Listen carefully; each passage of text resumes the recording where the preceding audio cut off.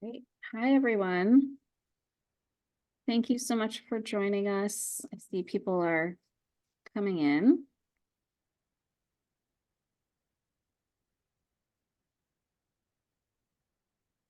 Great.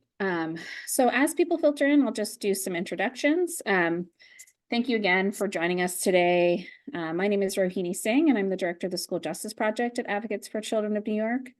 And today we'll be discussing accessing behavioral health supports in schools. Just some logistical notes. I'm going to wait to answer specific questions until specified points in the presentation. But the way that you can ask a question, if questions come up for you, we've disabled the chat feature. And so what we would like you to use is a Q&A. And during the presentation, we have another staff member, AOC staff member, staff attorney here, Naftali Moore, who'll be monitoring the Q&A and we'll answer any of your questions either directly or we'll flag it for us to discuss at our designated Q&A periods in the presentation. Just another note about questions, this presentation will be recorded and it'll be put on our YouTube channel once the recording is complete. And so if you have any questions about your child's specific circumstances and would rather have them not discussed in the recorded segment, we can try to leave a few minutes at the very end to stop recording and answer any of those questions for you. Also, just because I know this always comes up and is always asked, you will definitely receive a copy of the PowerPoint after the presentation is completed. It is typically emailed out the day after, along with a link to the recording. And in addition, at the end, we will have a survey for you to fill out in the form of a poll. And so please fill that out at the end of the presentation. And just because I know there was a question about this, folks registered, we do offer continued education credit for licensed social workers. And so if you do need a certificate of attendance in order to get the credit, you could email webinars@advocatesforchildren.org with your license information, and we will provide you with that. Great, so I see some more participants have joined. I guess as we wait for folks to filter in, let's just get started with some polling questions so we have a better sense of who's here with us today. So I just have a few polls that I'm going to launch. If you could let us know, how you identify. Are you a parent, student, teacher, administrator, service provider, advocate, or other? And I'll just wait till we get good amount of participation and then I'll close the poll.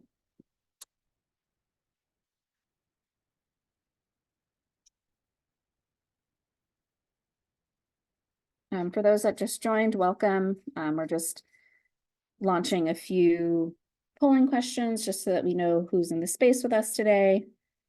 And then we'll get started.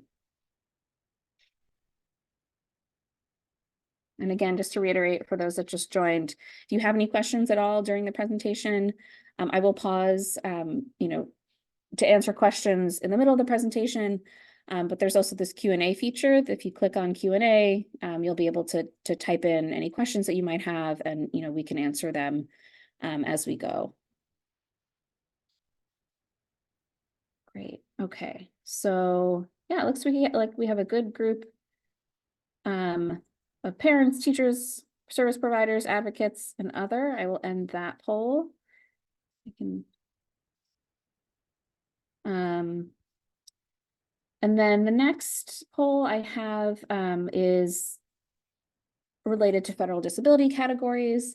Again, this is information that we gather in part for our funders in order to provide free webinars like this one. And so do any of the following federal disability categories apply to your child or children?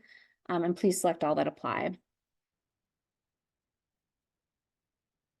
And so I'll leave this up for a little bit so that folks can answer.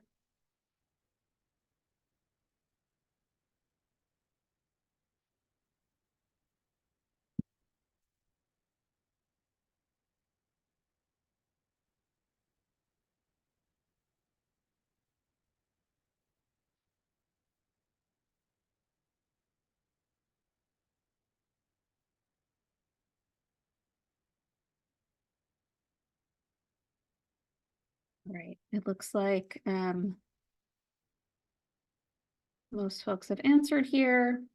So I will move on to our last poll, which is our, one second, our demographic information. And again, we collect this data in large part for our funders, but you can feel free to hit prefer not to answer if you prefer not to answer.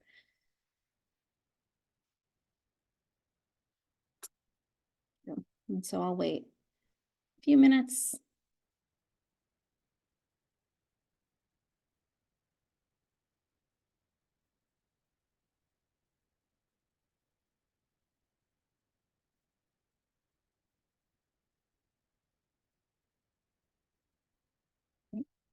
All right, welcome to those that just joined. We are just filling out some polls, just so that we can collect some information about who's here today, so we know, who we're reaching.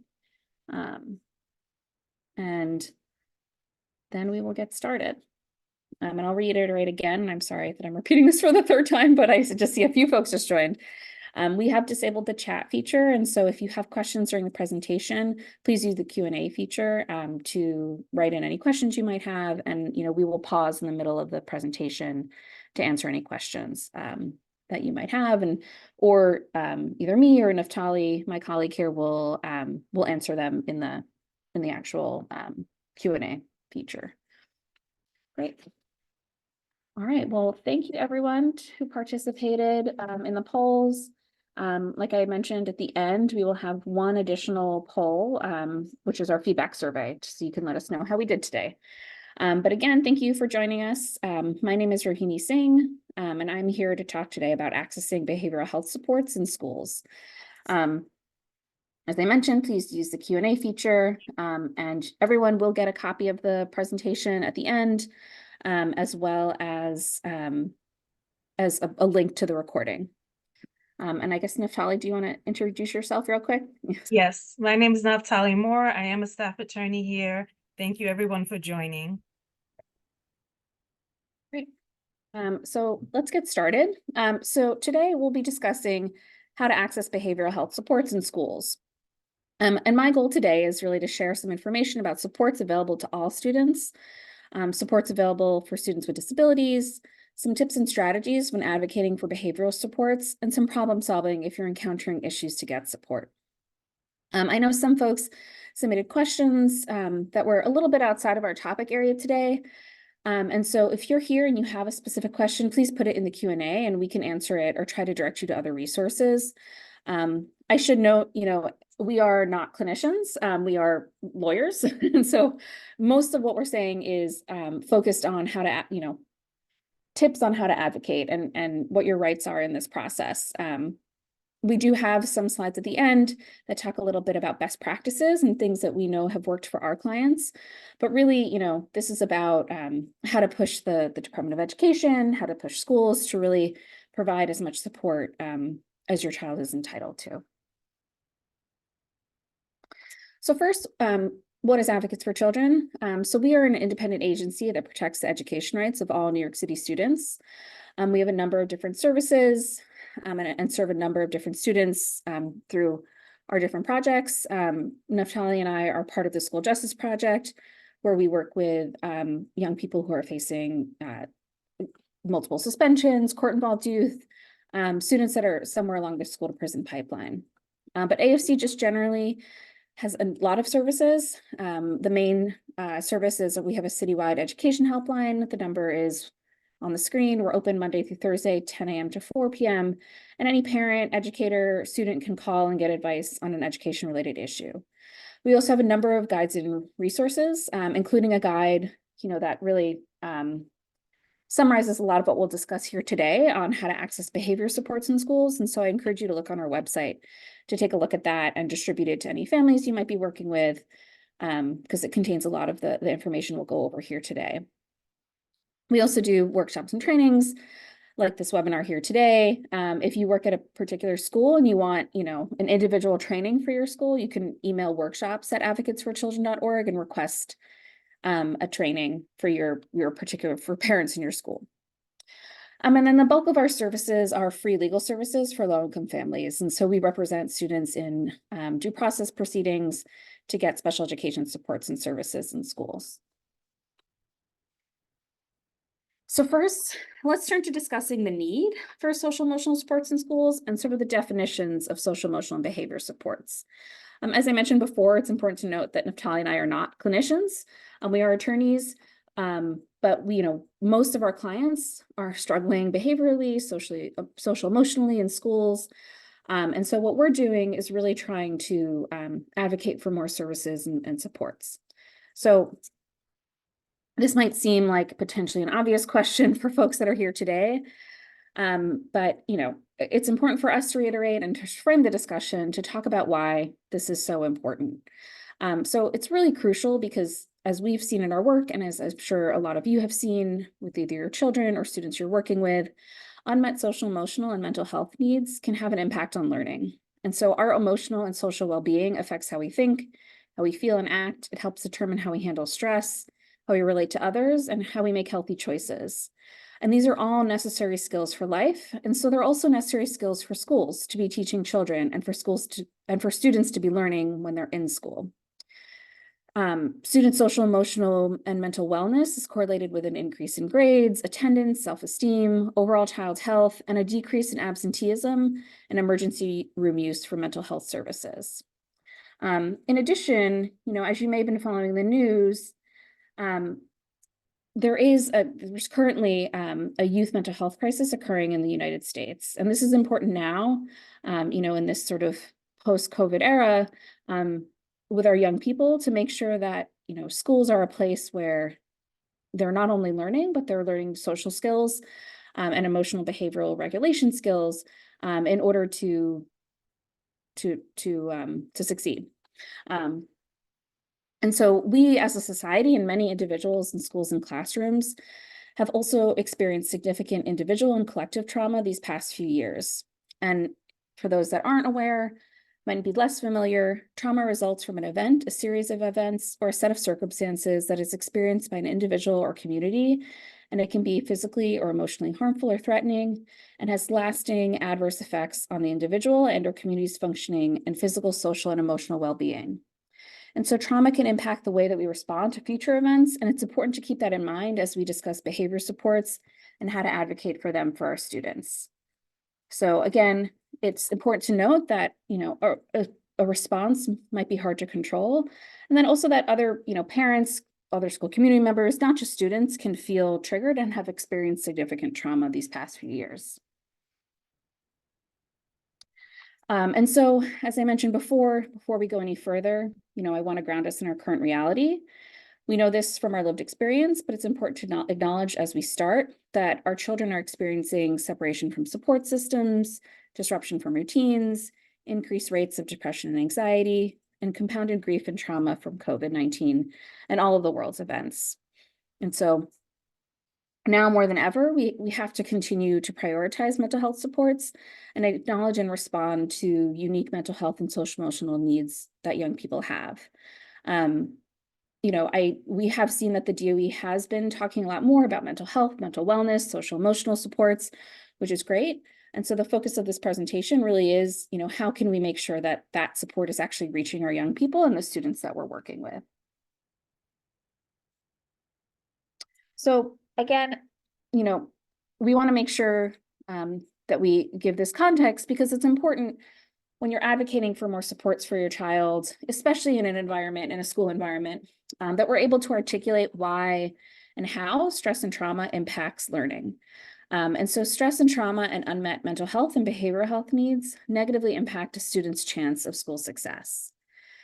And so when a child's housing or family life is unstable, there are many stressors that are competing for that child's attention and energy. And so those feelings can quickly become overwhelming, especially to a younger student. And all of that competition for energy and attention can make a student less available to learn. And when students are experiencing chronic stress and trauma, they are more likely at risk. They are more at risk for failing academically, as well as exhibiting challenging behavior in school, such as aggression or extreme withdrawal or dissociation. And when students are less available to learn, they're obviously more at risk for not succeeding in school. So let's transition to talk a bit about parents' rights in schools. So I'll turn it over to you, Naftali. Thank you. So parents' rights, this is basically a slide of what the school should not be requiring parents or legal guardians to do concerning their students or child in the school.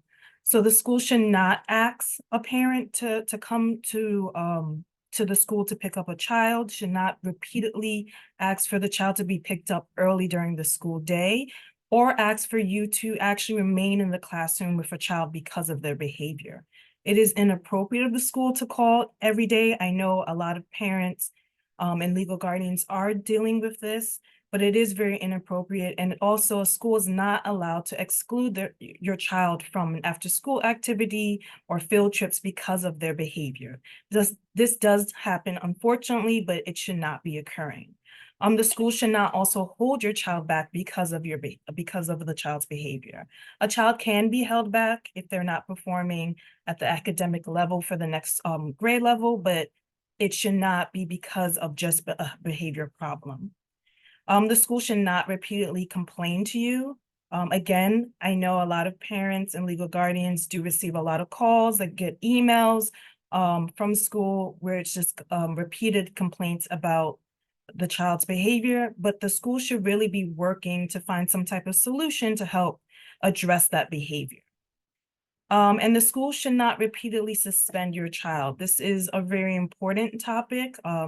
If a child is being suspended or removed from class because of their behavior, you can speak to the school to find a more appropriate and positive way to address that behavior. Also, the school discipline code, which contains information on supports and interventions that are provided to your child, is also very important. The discipline code really explains behaviors in New York City schools that your students are experiencing. It can be different supports that can be described, interventions, disciplinary responses that the schools can really implement for the students' behavior challenges to be addressed. It also explains how you can appeal certain decisions from disciplinary hearings that you do not agree with. And also, the school should notify you if there is any type of physical or mechanical restraint being used on your child. This is very important. Some of them can be very illegal, and you want to know that process if you do need to raise this at any time. The school should not request a school safety agent or police to come and assist in managing your child's behavior. This is something that I will address a little bit more in a later slides, but we're really trying to get schools to not use this as a first resort. And the school should not call 911 when your child is having behavior or mental health challenges, unless there is a real true emergency. Sorry, I need the next slide.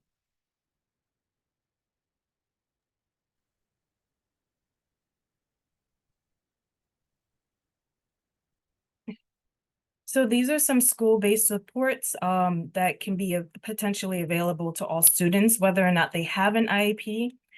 They are offered on a limited time basis, so usually between 8 to 12 weeks, and it's not a service that needs to be put on an IEP or a 504 plan. So some of the services is at-risk counseling. This is offered on a limited time basis. And it's for students who are specifically struggling with certain circumstances. Again, it's not mandated to be put on the IEP or 504 plan, and it can be requested as needed. This can be also provided by a social worker, a guidance counselor, or psychologist at the school. There's also informal behavior interventions. This can be implemented by a teacher, a guidance counselor, a classroom para. It is also, again, for a limited period of time, and it can be implemented in several different ways, either through a behavior contract, a chart, a conduct card, attendance monitoring, a points or award system, or it can be implemented through signal breaks, and it can also be implemented through check-ins before and after the school day. The next one is an important one. It's something that's been issued and required under the chancellor's regulations. It's the crisis de-escalation plan.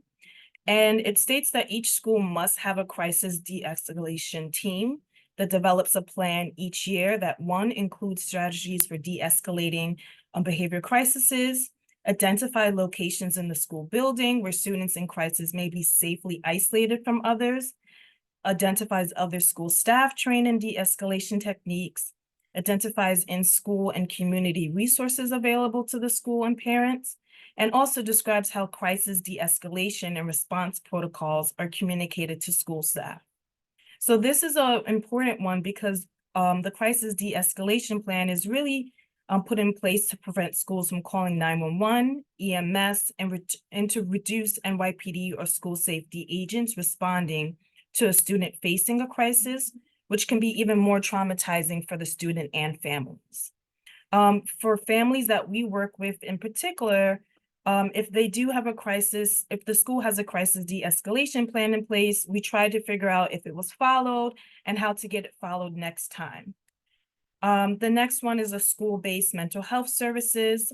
Every school does have some form or type of mental health support for students. And I can also show you on the next slide when we go through the DOE website how to identify exactly what school mental health supports they have in place.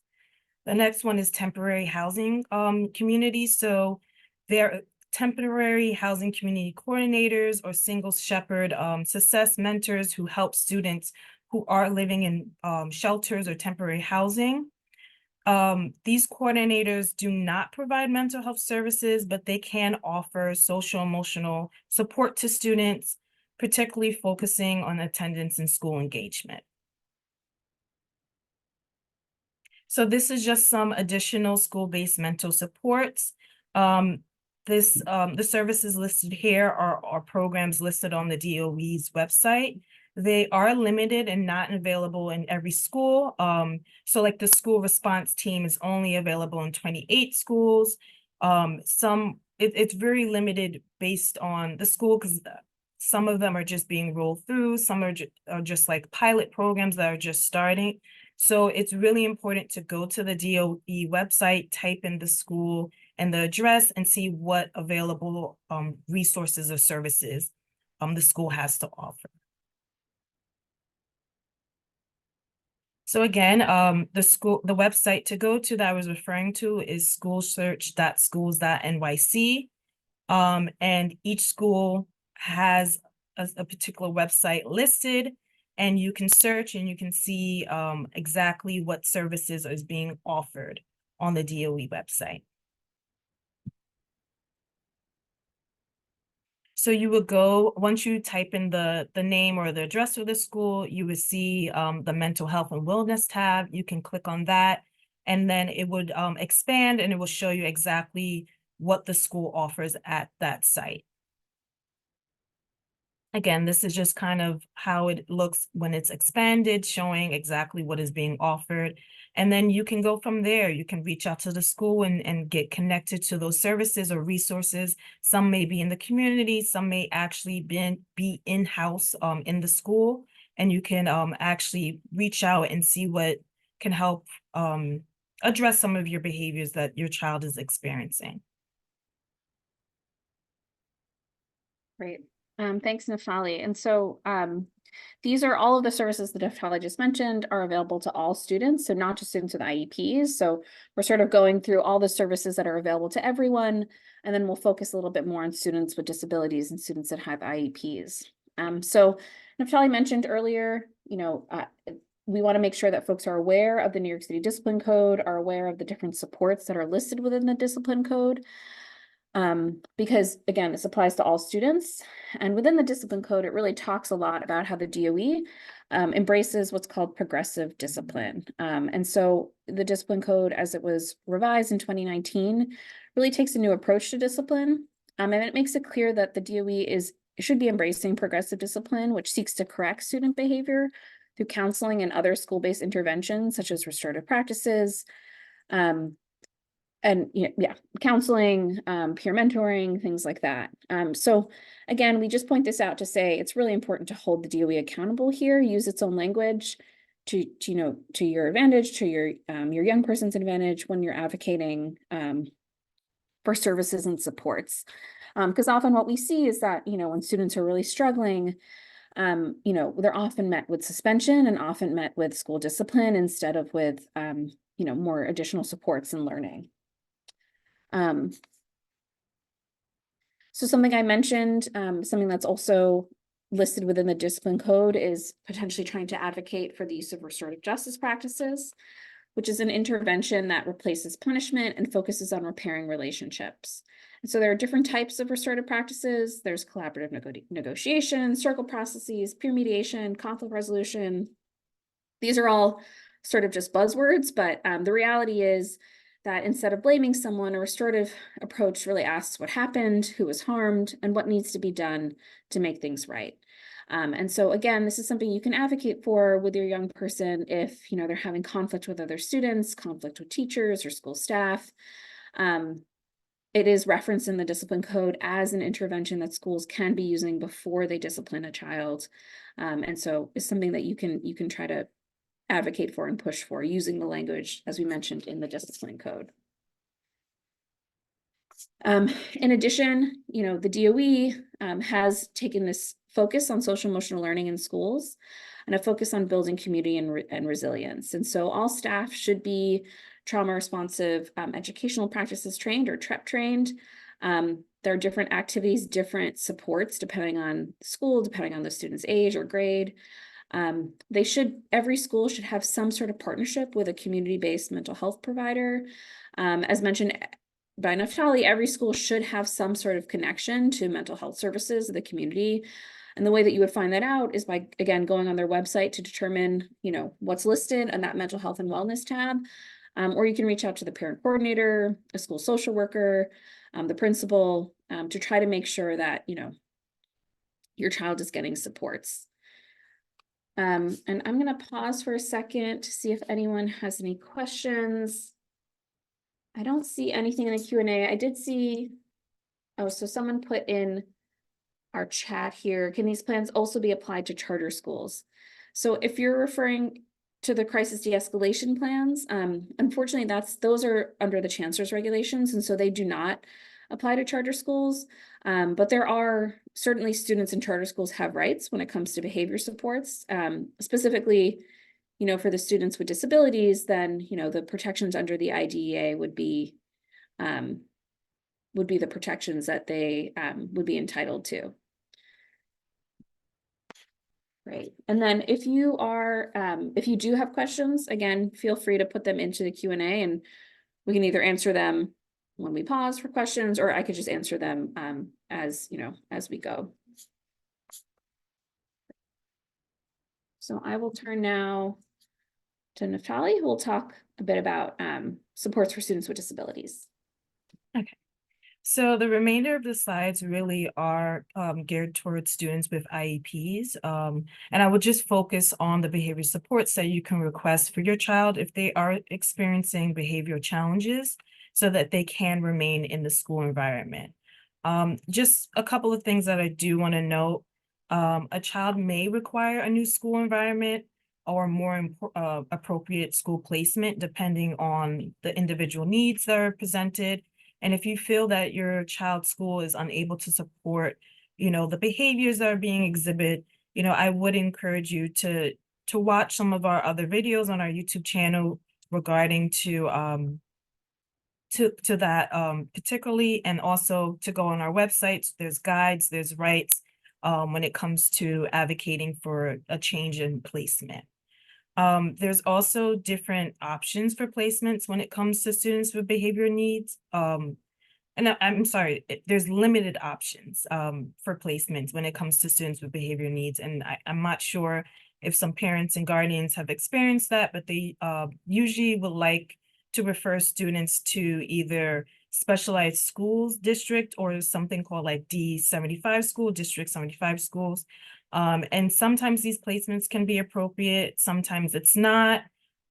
So we do want to push for more behavior supports to be provided to children with IEPs in District 1 through 32 schools, so that they can remain in a less restrictive environment. And also in a later slide that Rohini would discuss more further, there was a launch by the DOE for this pilot program called PATH program for students experiencing behavior needs. That program is actually in limited schools right now.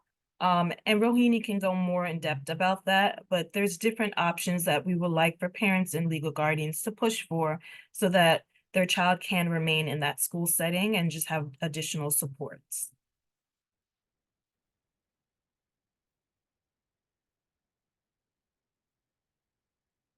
So here's a list of services that can be offered to students with IEPs.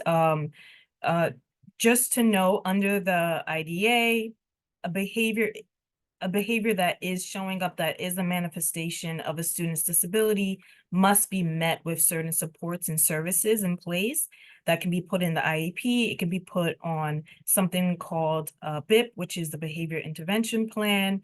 Paraprofessionals can be added either in the classroom or with the individual child. There can be staff training and support. There's different things that can be implemented besides going straight to something that's very punitive or punishable.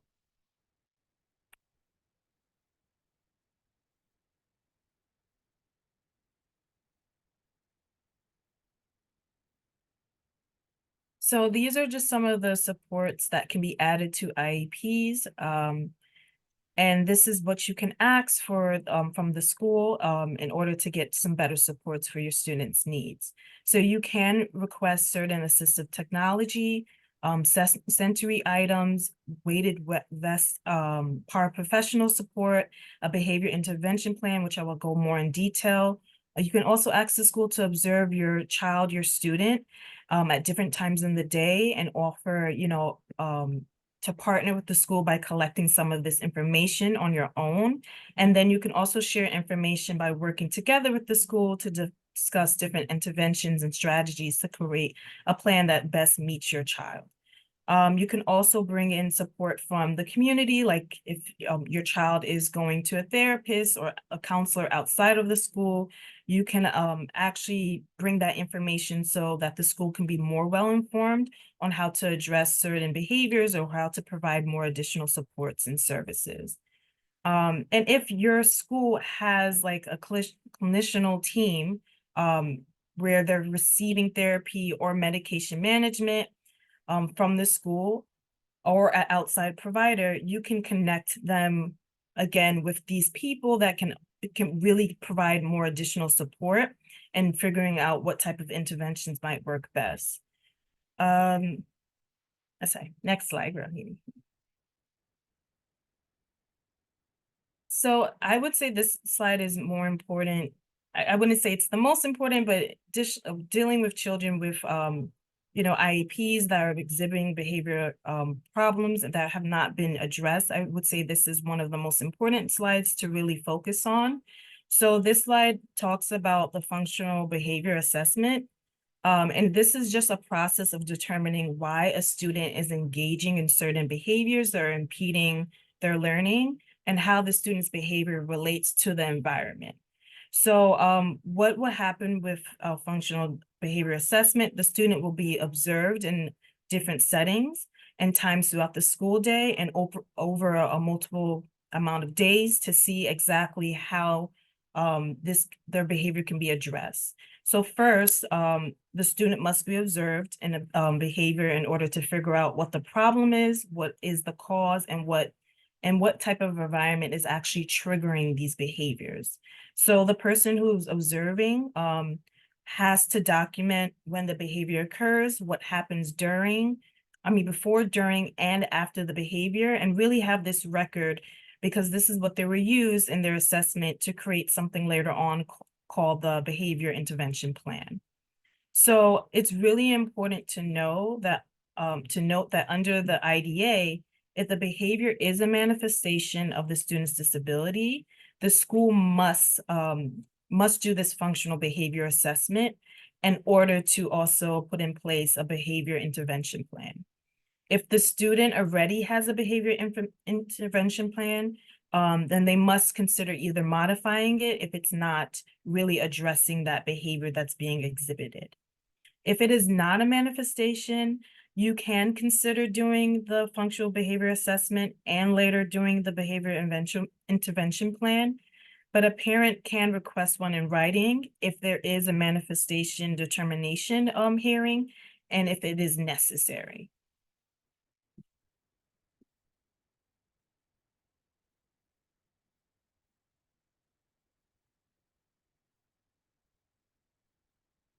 So this slide really focuses on, okay, when the functional behavior assessment plan is done, what information, what data that has been collected, how do we move forward? So the IEP team must use the FBA, the functional behavior assessment, to create the BIP, which is the behavior intervention plan. And that should help prevent and address the behavior and promote positive behavior going forward. So the BIP must include information about when and how often the behavior happens and how severe it is. Strategies for stopping the behavior from happening, which can include different strategies or implementations like classroom changes, a new school schedule, a chart. Different things can be implemented here. It can be very creative in order to address specific behavior. A safety plan also must be implemented for how to manage the behavior when it does happen, such as calming the student down, removing the student from the classroom, having the child speak with a trusted adult.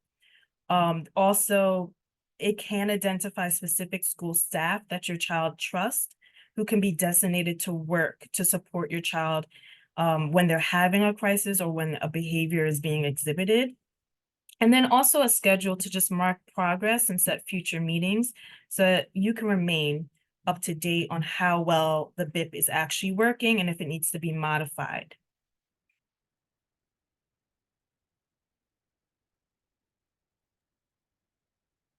Great, thank you, Naftali. So yes, I've just been noticing we've been getting some questions in the chat. And so I've been trying to answer as much as I can as questions come in, but if you could use a Q&A feature, it's just easier for us to keep track of that way.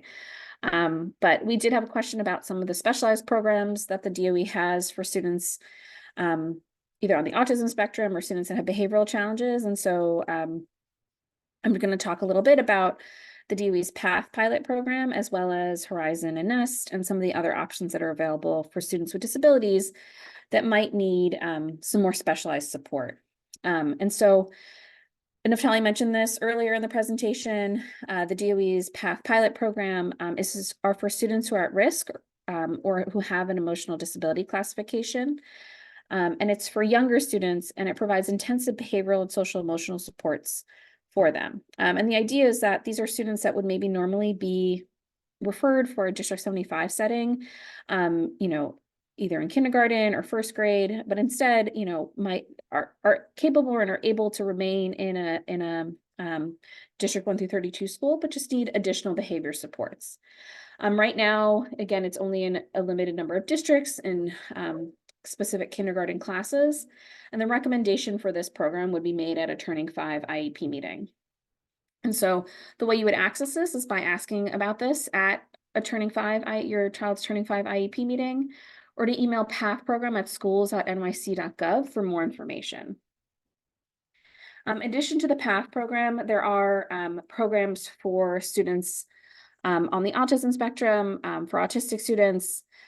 There's a link here that you can click on, which will go through all of the different specialized school programs within the DOE. I know someone did have a question about Horizon or NEST, and so these programs, ASD Horizon and ASD NEST, you have to apply to directly. And so I would click on this link when you get the slides, or you can just Google, DOE specialized school programs in order to determine, if you're eligible and to submit an application to those programs directly. Schools can also help facilitate submitting an application. And so you can talk to your school social worker about submitting it. But, I would encourage you, if you're worried, worried that the school's not following up, that they haven't submitted something in a timely way, you can always submit something on your own, and just encourage you to keep following up to make sure the application was submitted and processed, and to find out where your child is in that application process. Seats are limited, and so an IEP team can't just recommend an ASD Nest or Horizon program for a student, but yeah, you can apply directly for those. The one caveat is that the current evaluation that your child has must have an autism assessment. And so, if the program staff determine that updated testing is needed, then they can work with your school or the Committee on Special Education to arrange for the right testing. You can also use outside evaluations to apply. And I hope that answered your question. I know someone had a question in the chat about that. So these are the different settings, that are available for students with ASD in the community. Something that you might hear, unfortunately, is that students that have very significant behaviors are often not able to be managed in ASD Nest or ASD Horizon programs. If your child is a paraprofessional, then oftentimes it might be more difficult to get into these programs. But I would really encourage you, that doesn't mean you shouldn't apply, and it doesn't mean that they might not be eligible. We have had success with young people who, were able to work with schools to try to sort of get a para, to sort of wean them off of a para, and then have them, transition into one of these ASD Nest or ASD Horizon programs successfully, where they are getting more targeted support that meets their behavioral needs. More restrictive programs include District 75 and then non-public school placements. And as Naftali mentioned as Naftali mentioned earlier, we're talking about how to advocate for behavior supports in, the District 1 to 32 school settings. Again, it could be that your child needs a different school placement or different school setting. And so, we have a lot of information on our website on how to advocate, for your special education rights, and how to advocate for new placements for students that might need new placements. I also just quickly wanted to include a slide that had some programs for students with intellectual disabilities, because that was a question that we had. And so there are different programs within community schools. There are special classes or smaller class sizes for young people. There's the ACEs program, and then there's something called District 75 inclusion programs. And so these are, again, for ACEs programs, these are very limited. They're special classes in District 1 through 32 schools for students that have intellectual disabilities. And similar to the ASD and Nest Horizon programs, you have to apply to them directly. And they're listed again on the DOE Specialized Programs website, and you'll be able to see what the application process is, things like that.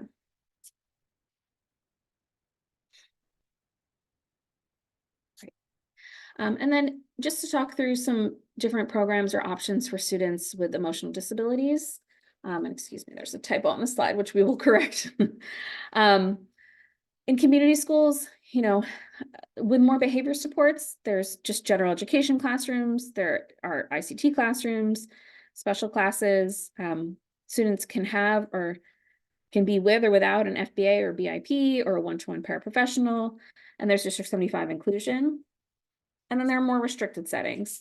And this is where, the more restricted settings are where, we start to talk about your special education rights, potentially filing an impartial hearing, finding an appropriate non-public school placement, things like that. And then the most restrictive type of setting for a student with an emotional disability is potentially a residential placement. All right. So now we're going to talk through some tips and strategies. And let me just check on time here, because I don't want to run out of time. We should still be okay, but I'm going to go through these. A lot of this, we wanted to compile all this information for you in case it's helpful. Again, we are not clinicians, and so a lot of this comes from our experience working with young people. A lot of this comes from our experience working with clinicians. Some of you here probably have more experience than we do in terms of actually, specifically classroom management, behavior management techniques. But these are things that we find to be really helpful. And this is all information that you can bring to your school if they're creating an FBA or BIP, or if they're or if you're asking for more informal behavior supports.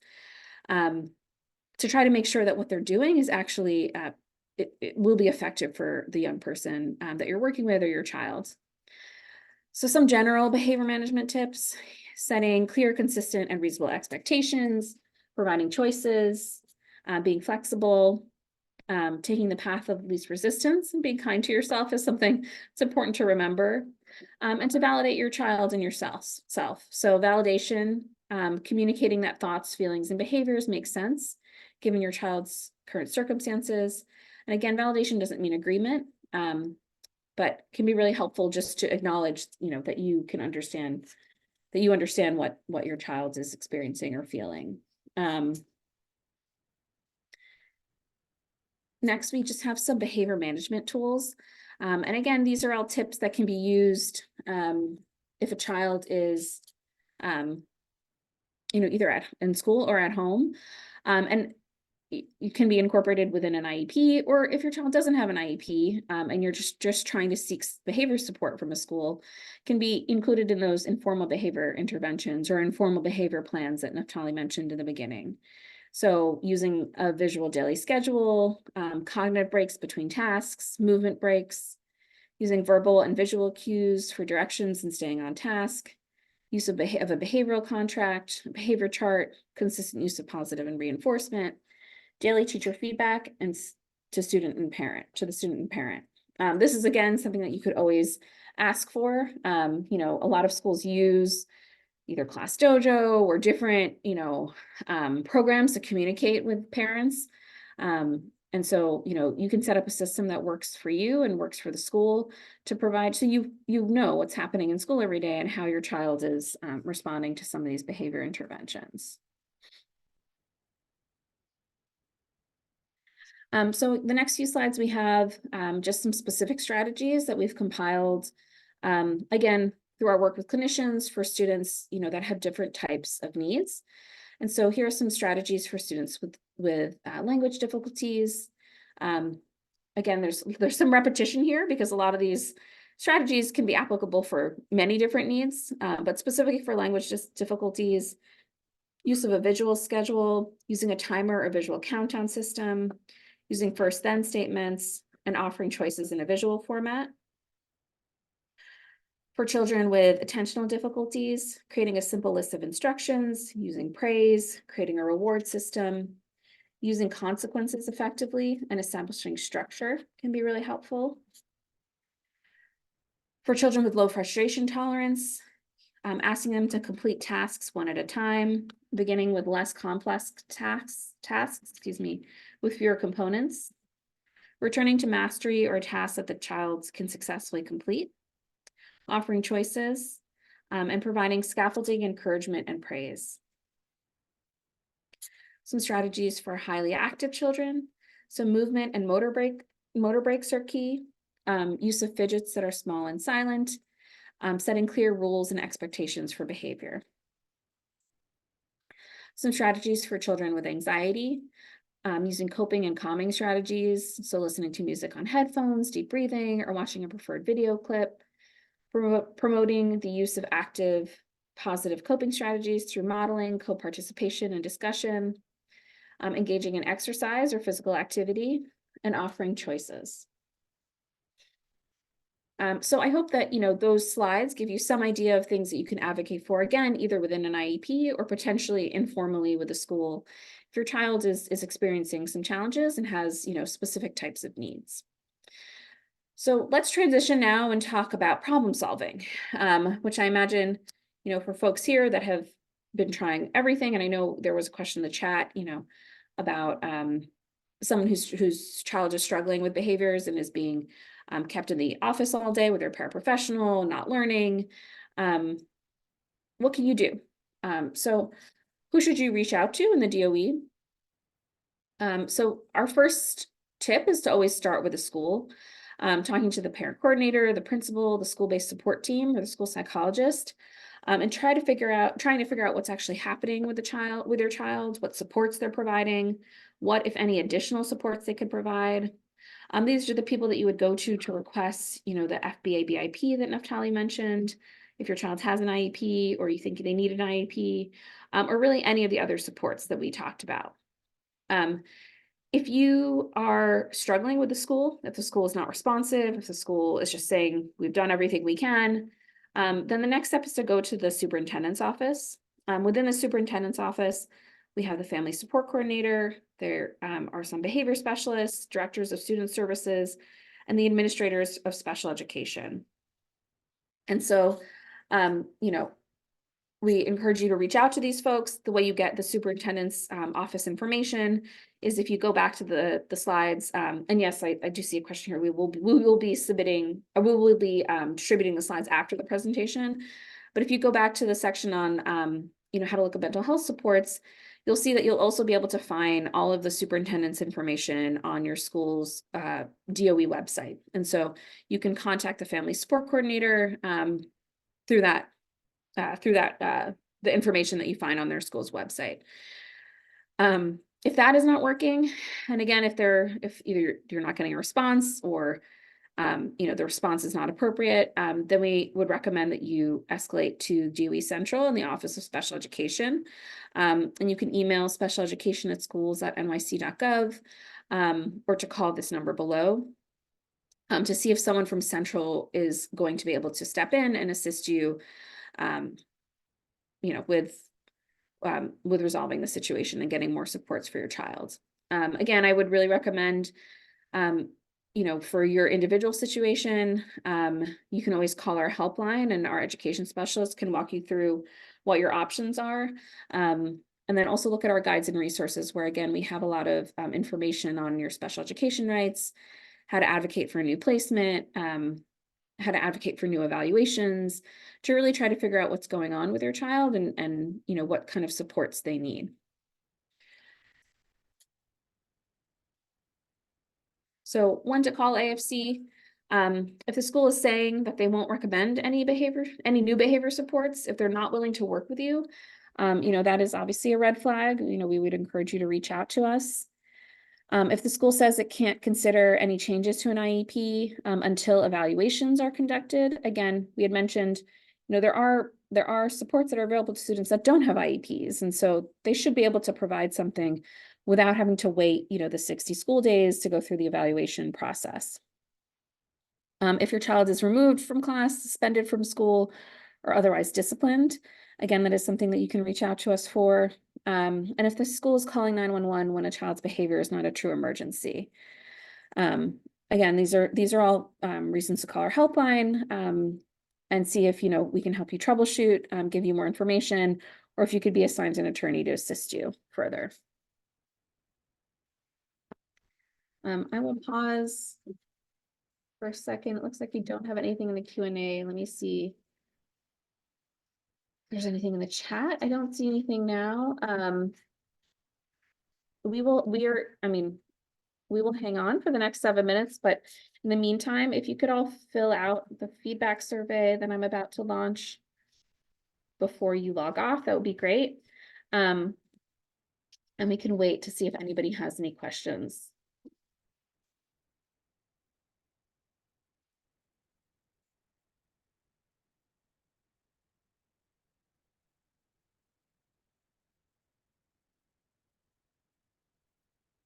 And of course, you know, if you need any help, you can feel free to ask us. I could also pause the recording in about 2 minutes. And then if you have individual questions about, you know, your child's specific circumstances, then you can write those in the chat and I can, like I said, I can answer them in the non-recorded portion in case you don't want to share information about your child in the recorded portion of the presentation. I do encourage you, as always, to call our helpline. The number is here on the screen. You could also email us at info@advocatesforchildren.org so that you could get you know, more specific information about your child's individual circumstances.